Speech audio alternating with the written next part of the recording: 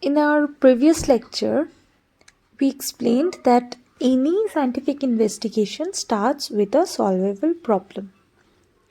Next to it comes a hypothesis. And what is it? It is a tentative solution to that problem that is offered in a form of the relevant hypothesis that is empirically testable. Now, a hypothesis is a tool by which we seek to accomplish such an explanation. That is, a hypothesis is used to state a possible relationship between one fact and other. If the two facts are found to be actually related in the manner stated by the hypothesis, the purpose of explaining the first fact is accomplished then. According to McGuigan, hypothesis is a testable statement of a potential relationship between two or more variables that is advanced as a potential solution to the problem. So, problem hypothesis is actually aligned with the problem. Now, it can be said that experiments are conducted to test an empirical relationship, and the statement of such relationship is referred to as hypothesis. The empirical nature of hypothesis refers to the data that can be directly obtained by observation of nature. The variables in the hypothesis are operationally defined and thus refer to the events that can be directly measured.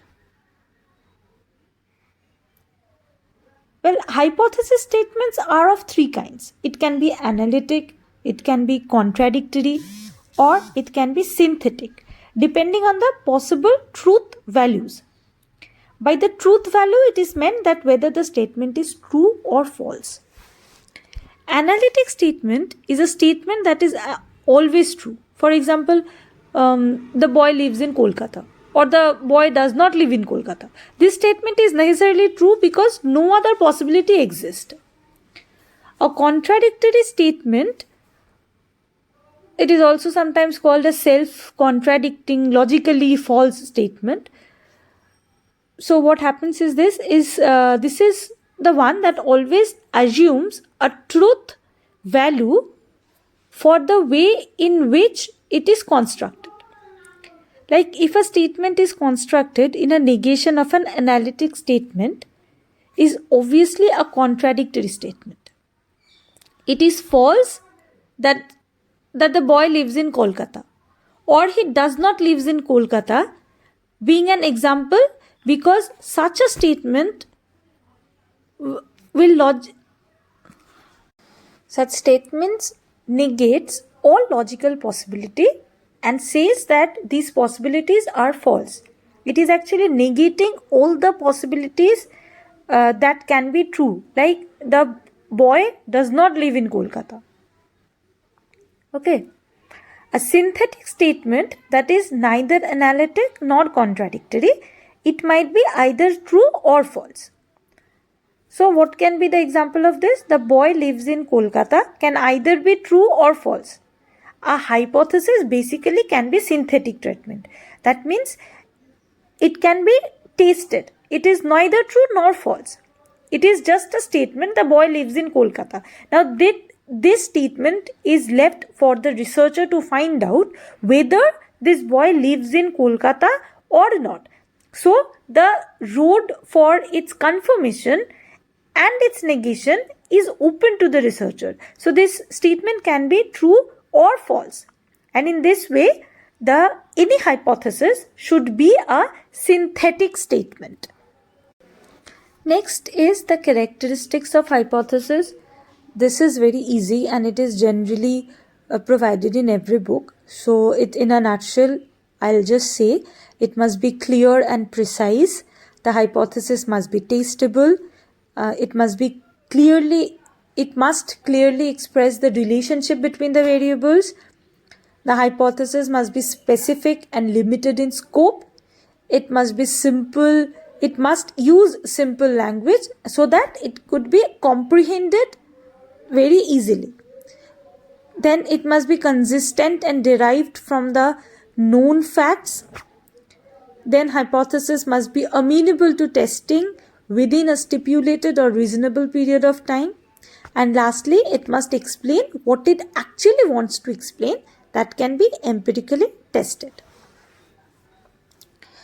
Now next, we are coming to the sources of hypothesis. That is, from where we can get the ideas to have hypothesis. So these sources are already provided in the slides. These are, you can just understand if you see the slide, if you see it on the screen. It's already given in the sources where you can have the ideas from where you can formulate your hypothesis. Now I'll just explain briefly some of this. Like, any previous study obviously provides a good information about a particular phenomenon on which it worked, and in this way these studies provide essential knowledge about that matter that helps in the formulation of the hypothesis. So the previous studies, the researches, and what we call it in the review of literature, these are important sources of forming new hypotheses. Then creative thinking and imagination can also help the researcher to view the constructs in different ways. This creative thinking is obviously a characteristic of the researcher. If the researcher has a creative thinking and he has got different imagination powers, then obviously he has that power to view the constructs in innovative ways, and in this way it can help in creating hypotheses. Then the personal experiences can also be good source of information, and these are the first-hand informations about the situations that one experienced, that the researcher experienced in his life, or he has seen in the neighborhood, or in someone life who is close to the researcher. And obviously the theories are rich in explanation of facts and relations, so it is a very good source for formulation of hypothesis. Now if we see the culture, now how this culture provides a good source of information, I'll explain this a bit in detail. See, the culture is a combination of, or we can say it a collage of, behavior patterns and the lifestyle. A culture depicts the tradition, norms, religion, values, family system, specific of different ethnicity. So a culture gives a clear knowledge about a society's functioning that proves to be very helpful in the formulation of hypothesis on the specific society. For example, to hypothesize about women education or women empowerment, one should know about the position of women, the belief system, etc. that operate in that society on which that hypothesis is to be made. So culture, a knowledge about the culture is very important in formulating a hypothesis. Now to formulate the hypothesis, we generally follow the 5 basic steps. Very simple steps. First step is to define the variables that need to be reviewed in the study to obtain the desired result. That means the variables I am using for the study that I want to study. We must define the variables. Next is to have an in-depth knowledge about these variables. It's not only identification. If the first step was to define and identify, the second is to have the in-depth knowledge about the variables. Thirdly, we need to identify the nature of relationship that exists between the variables. That is the IVDV relationship we are talking about. Next is to identify the population of the study. That is the target group on which we wish to carry out the study. The variables that I want to study within this group. So this group which is my subject area, my target area is my population. So I have to identify the population of my study. And lastly, we have to make it sure that the variables are testable. Why? because a hypothesis won't be testable if the variables are not, because we will be testing the variables to prove the hypothesis, correct? And we already know that a characteristic of hypothesis is that it needs to be testable. So if the variables are not testable, then the hypothesis can't be, and in this way it won't be worthy of a hypothesis at all. Now, after the formulation of hypothesis, we are coming to the types. There are different types of hypothesis. We'll study it briefly. So, there are the types are simple, complex, empirical, null, alternative, logical, and statistical. So, how can we define this? In simple hypothesis predicts the relationship between single IV and a single DV. Example can be smoking leads to cancer. Okay. Then we are coming to the complex hypothesis. So obviously if simple one deals with single DV, single IV, so obviously when it's complex we will be dealing with more. So complex hypothesis predicts the relationship between 2 or more IV and 2 or more DVs. And how can we formulate a complex hypothesis? Various drug abuse leads to cancer, heart attack, paralysis, etc. So we are having some more than one IV and more than one DV. Next is directional hypothesis. Directional hypotheses are usually derived from a theory. They specify the expected direction of the relationship between the variables. That is, the researcher predicts not only the existence of relationship but also its nature. Non-directional hypothesis is the next, and it is used when there is little or no theory, or when the findings of the previous studies are contradictory. So directional hypothesis is based on theories, and non-directional hypothesis where there is no theory.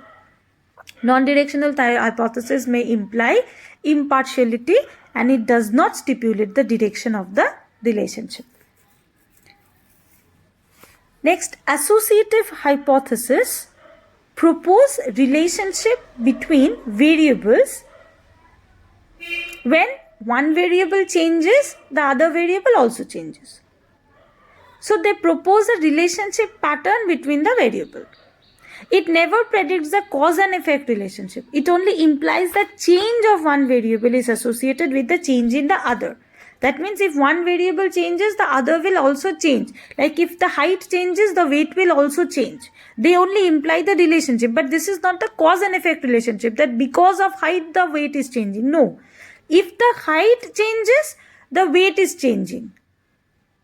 I am only proposing this relationship. The change is one will also have a change in other. But I am not stating it as a causative agent. It is not a cause and effect relationship. Then causal hypothesis, obviously, its causal hypothesis propose a cause and effect interaction between two or more variables. Here the IV is manipulated to show its effect on DV, and the DV is measured to examine the effect created by the IV. This is so simple. This is a cause and effect relationship of IV-DV. Now we are coming to null hypothesis. We have been studying about it since grads. So what is a null hypothesis? It is used when the researcher believes there is no relationship between the two variables, or when there is inadequate theoretical or empirical information to state a research hypothesis. This is actually a conventional approach of making prediction. In many cases, the purpose of a null hypothesis is to allow the experimental results to contradict the hypothesis and prove the point that there is a definite relationship. It obviously, we know it denotes an HO. Why? Because if we, at the first place, we believe that a relationship exists, so there can be a bias, a specific bias to prove that. So if we just believe that there is actually no relationship and what we see is mere a consequence, so there is a scope that the results might contradict my hypothesis and obviously can give a good result. So we generally use null hypothesis.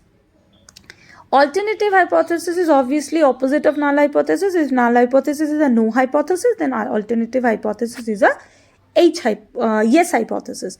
And null hypothesis is depicted as HO, it is depicted as HI. So alternative hypothesis believes that the sample observations are influenced by some non-random causes and a relationship actually exists between the variables. Okay. Next is empirical hypothesis. The word empirical means based on evidence. Therefore, in scientific method, the word empirical refers to the use of working hypothesis that can be tested using observation and experiment. So, experimental data is produced by experiment and observation. Okay, this is understandable. Empirical hypothesis. These are simple based on observations and experiments. And any hypothesis that can be verified statistically is called a statistical hypothesis. If a statement is illogical but it can be statistically tested, then it is also a statistical hypothesis. That is very easy to understand. And lastly, if we come to the logical hypothesis, logical hypothesis is the type in which it is verified logically. J.S. Mill has given 4 canons of this hypothesis. Example: agreement, disagreement, difference, and residue. It is a supposition or proposed explanation made on the basis of the limited evidence as a starting point for further investigation. These are the types of hypothesis. Well, if we broadly classify the hypothesis, then we can broadly have it as research hypothesis, null hypothesis, and testable hypothesis. Then again, the research hypothesis can be associative, causal, non-directional, directional, complex, and simple. And if you are coming to null hypothesis, again, it can again have subdivisions like null hypothesis can be simple, complex, causal, or associative. So this is the actually the classification of hypothesis. At last, we have to confirm the hypothesis at the last. So we have come at the point, now we'll be discussing about the confirmation of a hypothesis. Now what is this confirmation of a hypothesis? Well, a study produces the result. When a study produces the result that is exactly what was predicted by the hypothesis, then the hypothesis is confirmed. What was proposed by hypothesis, if that is proved by the study, then it simply proves the hypothesis. However, it is not so easy and simple as it sounds, as there can be various other scientific studies opposing the outcome also. In quantitative studies, various statistical tools are used to prove the hypothesis, whereas in the qualitative studies, various tools like surveys, observations, analysis, etc. are used to explain the results. Now, in both qualitative and quantitative study, there are some hindrances in the confirmation. These hindrances come from the subjective bias in qualitative analysis and insight in quantitative study. A qualitative study deals with the subjective interpretation of data. We all know that the analysis is subjective in the form that it is done by the researcher, and this analysis might reflect some personal experiences, or he might unknowingly formulate questions that elicit his desired response. See, in qualitative study, the researcher does the whole planning, administration, analysis and does not follow any written protocol of test or scoring. So he might unconsciously present materials expressing his thought pattern and proving his hypothesis. So the experimenter's bias might be a problem in qualitative study. Whereas in quantitative study, the researcher follows the rules of testing, produce numerical results to explain the hypothesis.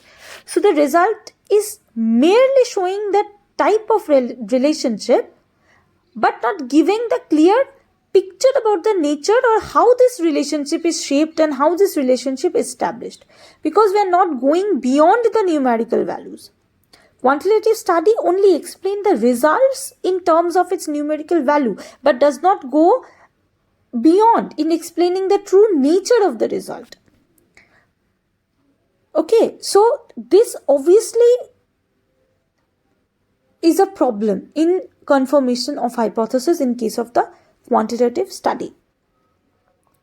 So with this, I have come to the end of this topic, but before finishing up, I would like you to know about the difference between the hypothesis, law and theory. I have put this in the screen. I guess it is quite understandable, but if somebody has some questions, obviously you can reach out to me. So that's all. If you have any problem, if you face any difficulty or have any questions, you can comment below, or obviously you can reach out to me. Okay, thank you, class.